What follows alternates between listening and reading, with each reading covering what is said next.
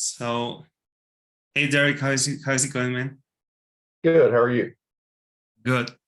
So, I was excited when you told me about this first success that you guys had with one of the leads. And you know what's funny? I've always liked that background of yours, that fake background of yours that says you miss 100% of the shots you don't take. Wayne That's right. Gretzky. And Yeah. then what does it say below? Michael Scott Yeah. It's from The Office. from The Office. Yeah, TV show.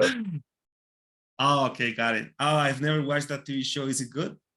That's hilarious. If you've ever worked in an office, it's hilarious.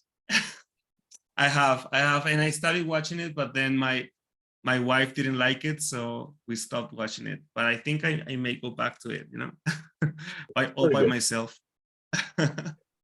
So, bro, I mean, can you share with us the details? I know that you've been under contract with this client for what, for like 2 months? Yeah, it was about 2 months that we worked on it. Just high level, not getting into too much of the weeds.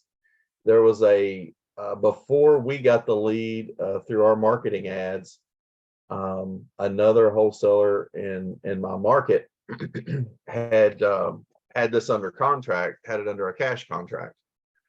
And the seller was in or is in a Chapter 13 bankruptcy. So as they were going through the different phases of trying to get the contract closed and get the deal done, they had to submit the purchase contract to the bankruptcy trustee. And once the bankruptcy trustee read it, they were like, you can't take $30,000 and put it in your pocket when you owe all these other people. And so that killed the deal. Well, the other wholesaler didn't know any other way to solve it. So it just ended. The deal just died. The seller was in a situation where her daughter was living in the house. Daughter had lost her job. She wasn't able to make the payment anymore on the house. It was current, but wasn't going to stay that way for long because she couldn't make the payment and they couldn't make two house payments. So she filled out one of our ads, and we reached out, contacted her. Our acquisitions lady sent it over to me because it's here in my backyard where I live, in my little town here. So she didn't even have it under contract. She just kind of sent me the lead and said, hey, you want to do this one? Sure. So the big part about this, some of the details didn't make sense as I met with them. Like some of the numbers didn't add up, and it didn't make sense while they were making some of the decisions they were making. And as I met with this seller, and the more rapport I built with her, it was like an onion peeling back the layers of the details of what she would start to share. And then it started to explain some of the stuff that I didn't think made any sense. So then she said, shed some light on those things, and it started to make sense. But yeah, we did from beginning to end. We had it under contract it was about 2 months or so. I liked it. One of the reasons that I liked it and stayed on it so much is because it's one of the nicer, it's one of the newest potential deals that I've ever done. The house was only like 7 years old. It wasn't very old at all. Wasn't in bad shape, and I wanted to keep it as a rental. So, and I mean, I did want to help these people in the situation that they were in. They weren't quite in pre-foreclosure yet, but they were definitely heading there. One of my negotiation tactics was that I would be able to close the deal in June, and they wouldn't have to make the June house payment. We weren't able to do that because of some things that got held up at title.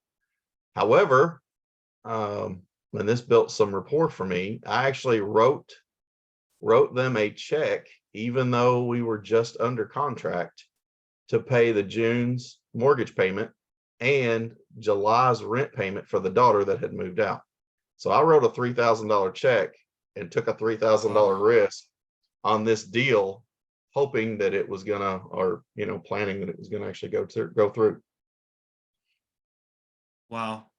And how is that? How is the deal looking for you now? Like, um, I mean, if you can share some details, like you're keeping it as a rental. Yeah. Um, so what were the terms under which you put it under rental? Like, I'm pretty sure that those details are gonna be amazing, because I mean, if I were listening to this, I would be very curious to understand like how it went, you know. So some of the some of the actual numbers on the particular deal, what we had to do, we had to do some creative things. So what I did is I paid, essentially, the mom gave me the house for what was owed. That's essentially what happened. What I did is I paid the daughter's rent for a year. Okay. So that was kind of the exchange part of it. I didn't give the people in bankruptcy any money, which would have been a no-no. They couldn't take that, but I could give the daughter money. So I think the details on the loan, they only owed, I believe, it's like $130,000 or $140,000 on this house. The house, once all repairs and everything are made, will be worth somewhere around 260, 275. I think I ended up, the rent for the daughter was about 18,000. The interest rate was like 3.25. The mortgage payment on the house is, I think it's about $900 a month. And it needed, it wasn't, it's not a major project for renovation, but I would call it middle of the road for what we typically do. We're going to put about 12,000 in it, all new floors, all new paint, some new fixtures. And then, I mean, it's not in terrible shape, but it needs a few things to be right. So once we're done with everything, it's a 3-bed, 2-bath, 2-car attached garage, literally backs up to one of the elementary schools here in town. You can walk, there's a little pathway next to the next door neighbor's fence in this yard. You can walk through that, through this little bush area, and be on the property for the school. So if you live there with kids, they can literally walk across the grass to school. It will rent somewhere around 2,000 a month, somewhere in that vicinity. So lots of profit margin in it. Nice.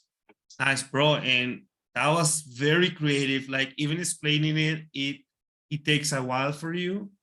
But it tells me a lot about how you conduct business, to be honest. For example, I'm pretty sure you're familiar with Alex Hormozy. Mhm. I mean, that guy is brilliant in business, bro.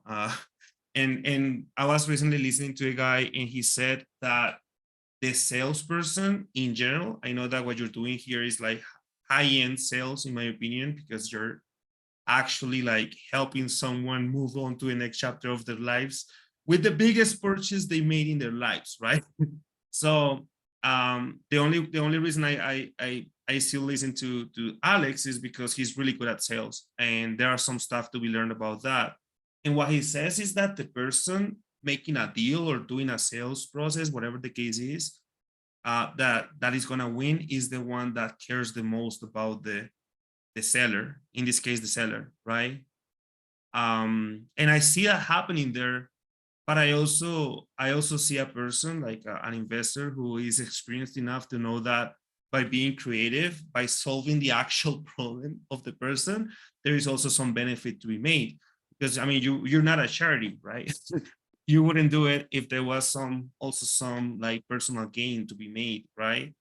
And I see you nodding there, so feels like you agree with all of this, right? I do. Outside of some of the ads that we run with Hessel, we also do some pre-foreclosure door knocking. Really, a lot of them's door knocking, especially the ones here in my area. And the same is true with those. Some of the best deals that we've done, you always lead with value on those. Those people are in a typically a bad situation, and we may still get some pre-foreclosures that come in through, through Hustle as well, through those ads. But those people are in bad situations, stressful situations, and a lot of times they're very uncomfortable talking to somebody that they don't know, especially about things that are embarrassing like that. So you have to lead with value to keep them engaged, and that helps to gain their trust. Some of the best deals that we've done, we literally we bought one that we saved a guy, bought his house in 10 days, seriously, literally, no exaggeration, in 10 days. And it was one of the absolute best deals we've done. And he had no other options. He had already given up. He'd already thrown the towel in. He's like, this place is gone. It's done. And he's like, it's foreclosing. It was getting ready to ruin his credit. And he wasn't going to get anything out of it. We were able to put some money in his pocket, help him keep it from foreclosure, and help him, move on with his life, with where he is right now, move forward from all of this.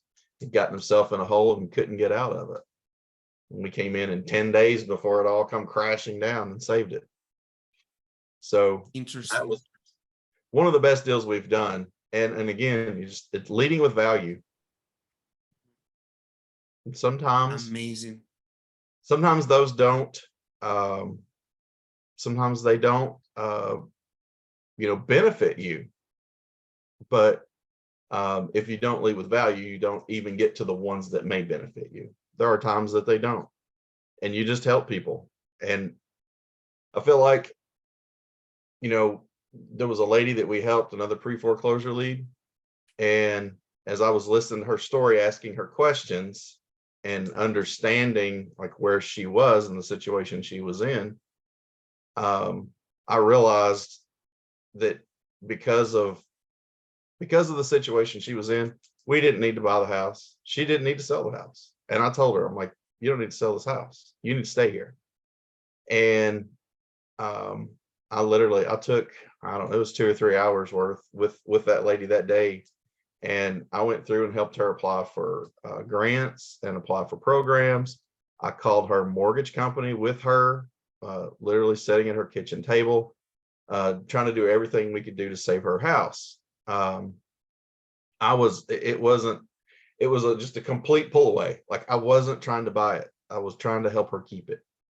To this day, she'll do anything that I need, anything that I ask, she'll absolutely do it, because she didn't know me from anybody. And I just showed up and was willing to genuinely help her with her best interest in mind.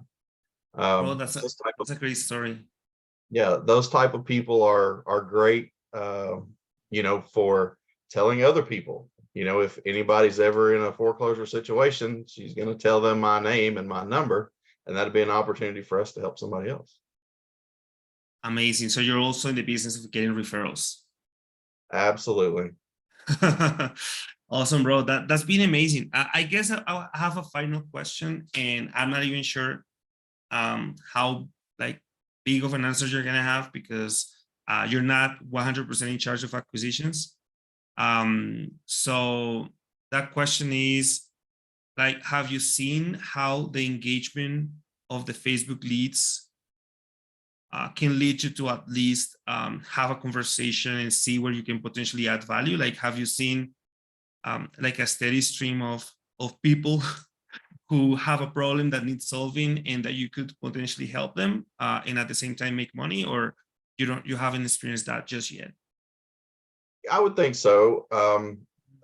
For someone to take the time to fill the form out, schedule an appointment and talk to one of us on our team, they've got some need.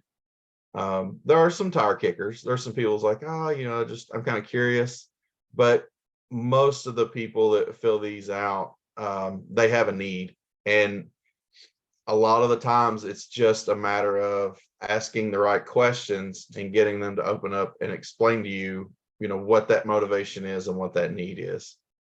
And just like I was saying before, the opportunities where you're able to add the most value and solve that person's problem, understanding it. You have to completely understand the situation they're in and what they're wanting to do. And then you can get into all the different, tactics and ways that you can solve the problem for them. Mm, But yeah, for sure. Somebody that takes that's the what time you to mean. figure things out. It takes time to what? Sorry. I was saying it just takes some time, to get into dig in to let to have them let you in and reveal, the true source of what's going on. You just have to ask those questions and build that Awesome. rapport and trust.